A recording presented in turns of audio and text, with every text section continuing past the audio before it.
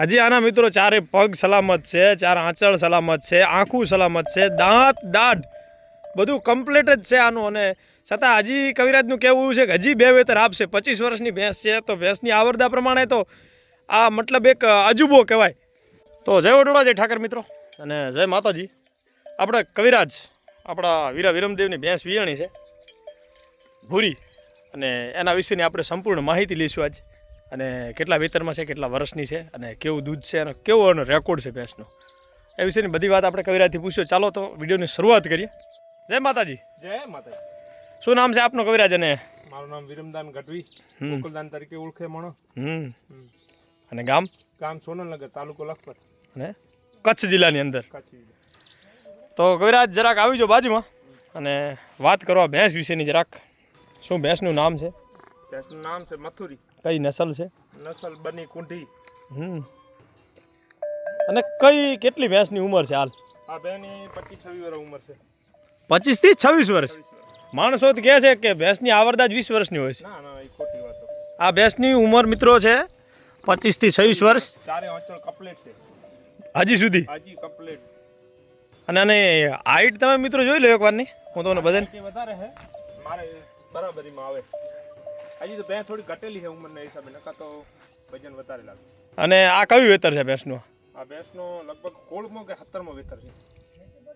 ભેંસનું 16 થી 17મું વેતર છે હાર્યું. તો આ જે તમારી આ ભેંસું બેઠી છે એમાં પણ આનો વેલો હશે ને? વેલો છે, આની 4-5 છે. પાડા વધારે કરે આ ભેંસ, પાડી ઓછી કરે. તો આ 25 વર્ષની ભેંસ છે તો આની જે ખડોલી હશે એ પણ શાયદ મારા ખ્યાલથી 16-17 વર્ષની. આની પાડ્યું છે 16-17 વર્ષની છે એમ ને? એની એક ખડોલી મારા કણ છે 15 વર્ષની, 10મા પેટમાં. તો કવિરાજ તમે આની ઉંમર વિશેની વાત કરી છે. અત્યારે જે માણસ છે આપણે, હું જ કદાચ હું ભેંસું રાખું છું તો મારી ભેંસની તો કદાચ મને તો 6 થી 7 વર્ષ થાય. તમને આ ભેંસું રાખવાનો કેટલો ટાઈમ થઈ ગયો છે? મને આ ભેંસો રાખ્યાને લગભગ મારા જન્મથી જ હું ભેંસોનો જ કરું. બરોબર. અને ભેંસોમાં બરાબર દોવા કરતા રાખવા એમાં મને 25 વર્ષ થયા. હું 10 વર્ષનો હતો તેથી જ ભેંસોનો. આ ભેંસ ત્યારે કેવડી હતી તમે આ? હું ભેંસોમાં લાગ્યો ને તેથી આ ભેંસનો જન્મ થયેલો છે. તમે જ્યારે ભેંસોમાં લાગ્યા ત્યારે આ ભેંસનો જન્મ થયેલો છે. તો મિત્રો કવિરાજને પણ ખાસા એક એમના ઉંમરનો ગાંટો ભાગ આ ભેંસોની અંદર આપી દીધો છે. અને કવિરાજ જ્યારે ભેંસોની શરૂઆત કરી ત્યારે આ ભેંસનો જન્મ થયેલો છે. મતલબ આ પાડી રેવડી આ ભેંસ હશે. તો કવિરાજ 25 વર્ષની ભેંસ થઈ છે, હજી અષ્ટપુટ છે અને વેતર પણ આપે છે. અને ઓણ મારા ખ્યાલથી એવું લાગે છે પાછી દવરી પણ જશે. ના, દવરાઈ જશે. હા, આ બહેનો એક તો શું કોઈ દિવસ બીમાર ઓછી થઈ. બરોબર. કોઈ મેડિસિન જાતની દવા જ મેં નથી આપી. આ વાળા ઇન્જેક્શન નથી આપ્યા. આ ભેંસને કોઈ દિવસ બીમાર નથી થઈ. મતલબ તમે મેડિસિન કોઈ દી અને ઉપર મેડિસિન કોઈ યુઝ જ નથી કરી. આ બની નસલના કારણે? આ હમણાં છેલ્લે ભેંસ 2 વર્ષ પહેલા ઉથલા મારતી તોય મેં કાંઈ દવા નથી કરાવી. પોતાની રીતે ફળાઈ ગઈ અને ઠેરી ગઈ ને હમણાં વિયાણી. મતલબ આ કવિરાજ ભેંસ બીમાર થાય તો દવા બીજી તમે કઈ કરી નથી? બીમાર થઈ જ નથી. આ ભેંસને છારીઓ નથી કોઈ દિવસ. 25-26 વર્ષની થઈ અને આ ભેંસને કોઈ દી છારીઓ, ગળસું રોગ, બીજો કોઈ રોગ નથી. હવે તમારી ગણતરી પ્રમાણે હજી કેટલા વેતર આપશે આ ભેંસ? મારી અંદાજે હજી 2 વેતર આપવા ખપે. એવું? આ ફેરે ચાકરી રહી એ પ્રમાણે આપણે જો વિચાર છે કે મિલ્કિંગ રેકોર્ડમાં આપણે જેને જોઈન્ટ કરવાનું, સરહદવાળા જે માપણી કરે એમાં સરહદની જે દૂધની માપણી થાય છે એની અંદર આ ભેંસને તમારે એડ કરવી છે એમ ને? બરોબર. અને આ ભેંસનો હાઈ મિલ્કિંગ રેકોર્ડ કેટલો છે? હાઈ મિલ્કિંગ રેકોર્ડ આ મારે મેં અને બીજા અને ત્રીજા વેતરમાં દૂધ માપતો હું 13-14 લીટર એક ટાઈમનો દૂધ હતો ભેંસનો. હા, એક ટાઈમનો 14 લીટર. મેં 28 લીટર સારી માવજત હોય, સીમમાં ચરવાનો બરાબર હોય ત્યારે દોયેલો છે. આમ ડાયરેક્ટ તો કાયમી તો ન હોય, નકર 10 લીટર મિનિમમ આ ભેંસમાં. આ તો ચડતા ઉતરતા ક્રમમાં રહે જ ભેંસ, એટલે બાકી 10 લીટર તો હોય જ છે. ટાઈમનું 10 લીટર દૂધ હોય છે. આ વખતે તમારી કેવી ગણતરી છે અને કેટલું દૂધ કરશે? આ વખતે આ ભેંસની ઉંમર પ્રમાણે 10 લીટર દૂધ કરવું પડે આરામથી. હા, હમણાં જે ખોરાક ચાલી જાય હરી ચાકરી રહી એ પ્રમાણે 10 લીટર દૂધ કરશે. આ એક કહેવત છે મિત્રો કે ગાય ઢોરડી અને ભેંસ ખોરડી. ભેંસ જેમ મોટી થાય એમ દૂધ કરે. તો આ ભેંસની ઉંમર છે 25 વર્ષ અને તમે આનો તાલ બધું તમે જોઈ શકો છો. આનો હાઈ મિલ્કિંગનો વિડીયો પણ આપણે બનાવ્યો છે આપણી ચેનલની અંદર. અને કવિરાજનું કહેવું એવું છે કે કોઈ પણ ભેંસને અત્યારે ઓક્સિટોસિન જેવી નામની મેડિસિન આપી અને દૂધ પરસાવવામાં ઉપયોગ કરે છે આના સિવાયની આ ભેંસના હજી 25 વર્ષ જતા પણ આના ચારે આંચર કમ્પ્લીટ છે. કવિરાજ ચારે આંચળ કમ્પ્લીટ, દાંત કમ્પ્લીટ છે. દાંતે હજી નથી પડે? કમ્પ્લીટ છે. જુવાન ભેંસ ન ખાય કે એટલો આચરો ખાઈ જાય હજી સુધી ખાઈ જાય. અને તમે આ 25 વર્ષ સુધી ટકાઈ રાખ્યાની માવજત શું કરો છો અત્યારે? માવજત આને સાચો ખોરાક, બીજી ખોટી વસ્તુ ખવડાવવાની નહીં. ખાવ સાચો ખોરાક. ચરા ઉપર અમે વધારે રાખી માલ. આંખમાં કમ્પ્લીટ છે જી. કમ્પ્લીટ આંખ કમ્પ્લીટ. પછી અને આ ચારા પૂરતું ને શું આપો ચારા દાણામાં? ચારામાં જો અહીંયા બીજી ભેંસોને વગડા ઉપર છે. આ ભેંસને હું જ્વારનો વતરો આપતો, રાતના બાંધી રાખી. અને ભેંસો વગર રહી ના કે રાતના બાંધી, બાકી દિવસે ભેંસોમાં બધાથી આ સૌથી આગળ હોય. એવું કમ્પ્લીટ.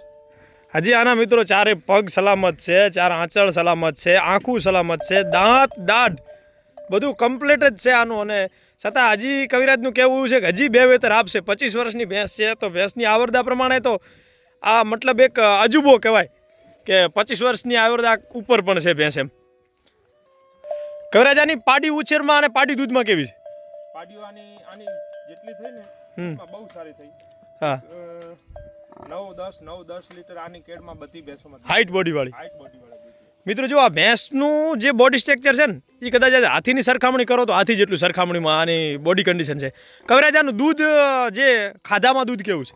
દૂધ આનો ખાવામાં સારો, ફેટી વધારે હોય. અને તમે માનશો નહીં, અમારા મંગલદારના 4 જણીઓના વાડા હતા અમારા ભેગા. અને લગભગ અમારા ઘર 100 ભેંસો દોવા દેતી. 100 ભેંસોમાં સૌથી પહેલા લગભગ એ બધા દૂધ પેલી ચાય આ ભેંસના દૂધની પીતા. મતલબ દુઆ મીઠાશ વાળો ચાય એની એટલી મીઠાશ વાળી. આનું દૂધ એટલું મીઠાશ વાળું. એટલે એ બધા કહેતા કે દૂધ આ મથુરીના દૂધની ચાય બનાવો તો આપણે પીએ. કવિરાજ, આ તમારી મથુરી છે, આમાં આના પૂરતી એક મારે બીજી જાણકારી લેવી છે. તમે જે દૂધ ખાવાની વાત કરી, આનું દૂધ ખાવામાં કેટલા ટાઈમે ખાઈ શકાય અત્યારે વિયાણા બાદમાં? વિયાણા બાદ 15 દી પછી ખાઈ શકાય. 15 દી પહેલા ખીરાનો ભાગ હોય અને 15 દી પછી ખાઈ શકાય. અમે તો શું મહિનો જાનડી રાખીએ, મહિનો દૂધ વેચતા જ નથી. 15 દી ખાઈએ. 15 દી પહેલા બડીમાં ગાયમાં ખાવામાં કામ આવે. ગમે એટલા વેતન હોય ને મહિનો જાનડી રાખો. મને મહિનો જાનડી રાખી. આ ભેંસની વચમાં તમે વાત કરી હતી કંઈક ઉથલે ચડી ગયા, હું પોઈન્ટ મિસ થઈ ગયો મારાથી. શું વાત હતી જે ઉથલે ચડી ગઈ હતી 2 વર્ષ સુધી તમે કીધું? આ ભેં છેલ્લે કે પેલો આનાથી આગળનો વેતર વિયાણી ને ત્યારે પાડી હતી ને ભેં થોડીક નબળી હતી. બરોબર. પાડી નથી બચી. પાડીને કાંઈક તકલીફ થઈ ગઈ હતી. એક દિવસે પાડી તો આવી જ નથી. બરોબર. અને ભેંસ થોડીક ઘટેલી હતી. પછી ભેંસ દૂધ તો હતો 6-7 લીટર દૂધ કરતી ને ભેં ઘટેલી હતી અને ઉઠલા મારવા માંડી. લગભગ 1.5 વર્ષ ઉઠલા માર્યા. બરોબર. તો પછી મેં એને ચાકરી ફૂલ હતી આપણે મૂકી દીધી કે નવી થારો હવે આ ઉંમર મેં. પણ એ ગયા વર્ષે ઉનાળામાં વાડી ઉપર એને ચારો લીલો ખોરાક બરાબર હતો. બરોબર. બે ઓટોમેટિક ઠેરી ગઈ. તમે કાંઈ નથી કર્યું. તમે આશરો મૂકી દીધો હતો મૂકી દીધો અને એ આવી ગઈ એક આ 16મું તો 17મું વેતર છે ને આનું? 17મું વેતર. બરોબર. જય માતાજી મિત્રો, આપણી આ ભેંસ છે મથુરી નામ છે. મથુરી નામ. અને આની પાડીનું નામ શું રાખશે? ચલો ઘણો થઈ ગયો છે ને. નામ મેં વિચાર્યું મીના રાખવાનો છે વિચાર. ભલા મને આવી ભેંસની પાડીનું નામ મીના? મીનામાં લેણો છે આપણે. એવું? હા. લેડી દેડીમાં માનો છો નામની એમ ને? નામમાં લેણો. તો જો મિત્રો આની આ પાડી છે, બેઠી છે અત્યારે આરામમાં છે. નેટ સમજી લો કે 6 થી 12 કલાકની છે. હાઈટ બોડી આનો સમજી લો. વેઇટ પણ પાડીનો બહુ સારો છે. પાડી આ માં જેવી જ થશે. એટલી જ હાઈટમાં થશે. એની માની હાઈટ તો હાથી જેવડી. પાડી પણ એટલી જ હાઈટમાં થશે. કવિરાજ હવે થોડુંક વિડીયોમાં લાંબુ થઈ જશે. આના વેલાની કોઈ ભેંસ હોય તો બતાવો. આની જે ભેંસના વેલાની જે હશે, આના જે વેલામાં મથુરીના વેલા અંદરની જે ભેંસું છે એ આપણે જોઈ લઈએ. અને એક ભેંસ તો એમાં એવી છે જેની કિંમત અત્યારે લાખોમાં છે. આપણે કિંમત વિશેની કોઈ વાત નહીં કરી, પણ અત્યારે આની જે છે એ જોઈ લઈએ. આ મથુરી આની 7મા પેટની. બરોબર. 8મા પેટની છે. અને આ ભેંસ પોતે હવે 10મા પેટમાં થઈ. ઓહ, તો મા દીકરી બે સેમ ટુ સેમ છે. Same to same. આ અને ઓલી ખડોલી આની છે. કઈ ભેંસની? ગાંધીની આ ભેંસ વિશેની વાત આપણે કરેલી છે આગળ. જે નામ છે આનું મુમલ નામ છે. મથુરીનો વેલો બધો. અને મથુરી વિશેની સંપૂર્ણ વાત જાણી અને તમે વિચાર કરશો કે 25 વર્ષની ઉંમરે ભેંસનું વિયાવું એક અદ્ભુત વાત છે. અને પોતાના અંદર એક સારું મેન્ટેનન્સ કહેવાય. અત્યારે જે માણસ ઓક્સિટેશનનો બહુ ઉપયોગ કરે છે, મેડિસિનનો બહુ ઉપયોગ કરે છે, એ આવરદા ઘટે છે ભેંસની એનાથી. જે આ ભેંસનું વિડીયો જોતા અને આ ભેંસની જાણકારી પૂરતા મને પણ આવી ખબર પડી. જય વડોદરા, જય ઠાકર. વિડીયોને લાઈક અને ચેનલને સબસ્ક્રાઈબ જરૂર કરજો.